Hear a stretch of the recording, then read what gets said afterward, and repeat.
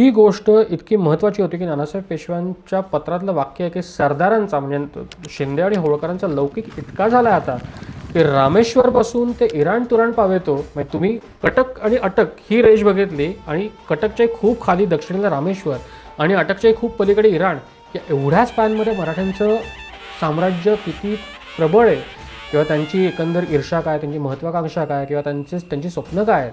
हे सगळं त्याचा दरारा इतका पसरला आहे. तर ही जी रेंज आहे ना ही तितकीच मोठी आहे आणि हे अक्षरशः झालं होतं. म्हणजे तुम्ही बघा रघुजींनी बंगालची जी स्वारी केली 1742-45 पासून तिथपासून ते पुढे रघुनाथरावांची जी अटक मोहीम झाली तिथपर्यंत पूर्व पश्चिम आत्ताचा संपूर्ण भारत कॅप्चर होईल इतकं आणि उत्तरेला दिल्ली किंवा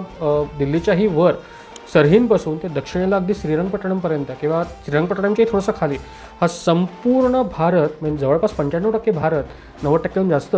हा मराठ्यांनी त्यांच्या आधिपत्याखाली म्हणजे प्रत्यक्ष त्याच्यावरती त्यांचं राज्य नव्हतं पण मराठ्यांची घोडदौड या संपूर्ण प्रदेशात होती आणि मराठ्यांनी कोणाला ना कोणाला तिकडे आपल्या दबावाखाली आणलं आहे, आपला मांडलिक करून घेतलं आहे किंवा प्रत्यक्षात आपली सत्ता स्थापन केली.